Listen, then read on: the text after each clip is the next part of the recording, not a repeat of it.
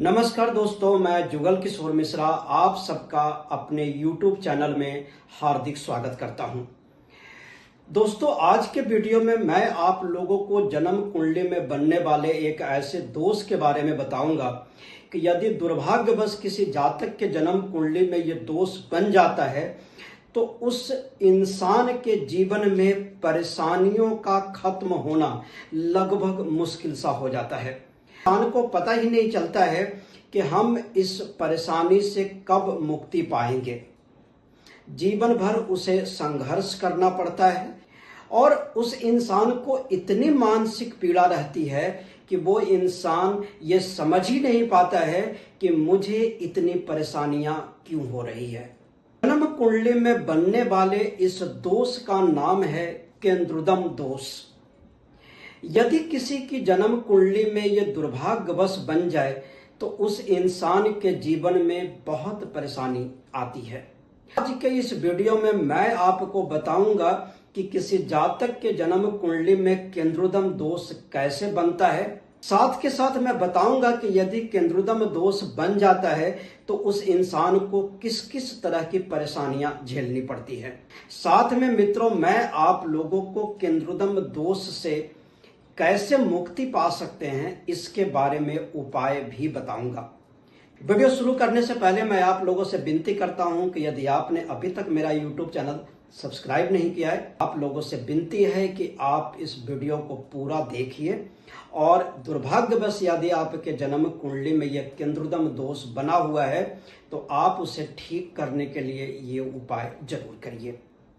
Video शुरू करने से पहले मैं आप लोगों से विनती करता हूं कि यदि आपने अभी तक मेरा YouTube चैनल सब्सक्राइब नहीं किया है तो प्लीज इसे सब्सक्राइब करें। मेरे वीडियो अपने दोस्तों में अधिक से अधिक शेयर जरूर करिए।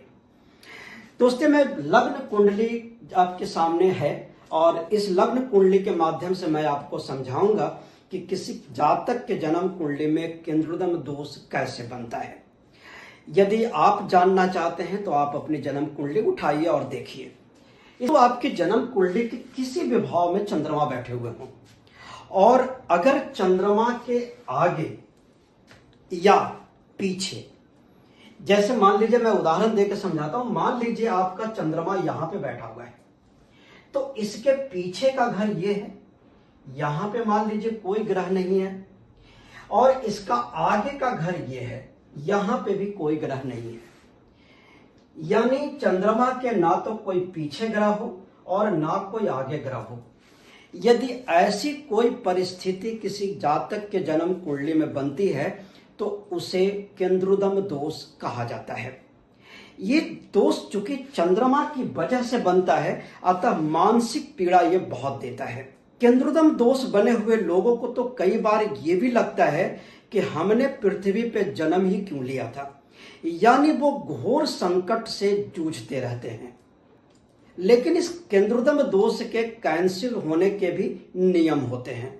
ऐसा नहीं है कि अगर किसी के जन्म कुंडली के, मान लीजिए यहां चंद्रमा है, यहां कोई ग्रह नहीं है, यहां कोई ग्रह नहीं है, तो केंद्रुदम दोष बन गया। लेकिन इसके कैंसिल होने के जो नियम है वो भी आप ठीक से समझिए। मैंने जैसा कि बताया कि मान लीजिए कि आपका चंद्रमा लग्न में बैठा हुआ है और यहां भी कोई ग्रह नहीं है और यहां भी कोई ग्रह नहीं है, लेकिन यदि चंद्रमा पे कहीं से भी बृहस्पति की दृष्टि पड़ रही हो, अब मान लीजिए बृहस्पति देव आपके यहां बैठे हुए हैं तो उनकी 7वीं दृष्टि चंद्रमा पे पड़ेगी, जिसके वजह से यह केंद्रुदम दोष कैंसिल हो जाएगा। इसी प्रकार से यदि बृहस्पति देव यहां पे बैठे हुए हैं तो बृहस्पति देव की 5वीं दृष्टि चंद्रमा पे पड़ रही है, जिसके वजह से यह केंद्रुदम दोष कैंसिल हो जाता है। एक और परिस्थिति है कि बृहस्पति देव 5म भाव में हो और वहां से उनकी 9वीं दृष्टि चंद्रमा पे पड़े, तब भी यह केंद्रुदम दोष कैंसिल हो जाता है। यहां से इनकी 9वीं दृष्टि चंद्रमा पे पड़ेगी और यह केंद्रुदम दोष कैंसिल हो जाएगा। इसके अलावा जन्म कुंडली में केंद्रुदम दोष कैंसिल होने के एक और भी नियम है, उसको समझिए। जैसे मैंने बताया था कि मान लीजिए आपका चंद्रमा लग्न में है, आगे और पीछे कोई ग्रह नहीं है, तो केंद्रुदम दोष आपको बनेगा। लेकिन इस चंद्रमा पे यदि शुक्र की दृष्टि पड़ जाए, इस चंद्रमा पे यदि शुक्र की दृष्टि पड़ जाए तब भी केंद्रोदम दोष कैंसिल हो जाता है। अब मान लीजिए शुक्रदेव यहाँ पे बैठे हुए हैं तो इनकी 7वीं दृष्टि चंद्रमा पे पड़ेगी, जिसके वजह से यह केंद्रोदम दोष कैंसिल हो जाएगा। अब यदि दुर्भाग्यवश किसी के जन्म कुंडली में यह केंद्रोदम दोष बना हुआ है तो वो केंद्रोदम दोष के उपाय क्या हैं, कैसे इस दोष को ठीक किया जा सकता है, इसको आप अच्छे से समझिए। क्योंकि केंद्रोदम दोष चंद्रमा बनाता है, इसलिए ऐसे जातक जिनके जन्म कुंडली में केंद्रोदम दोष बना हुआ है उनको निरंतर भगवान शिव जी की पूजा करनी चाहिए। रोज भगवान शिव जी की पूजा करें। भगवान शिव जी को रोज 1 लोटा जल चढ़ाएं, चंदन का लेप उनके ऊपर लगाएं, उनके सामने घी का दिया जलाएं और चंद्रदेव के मंत्र का 1 माला नियमित जाप करें। यदि वो रुद्राक्ष का माला प्रयोग करते हैं तो ये सर्वोत्तम है।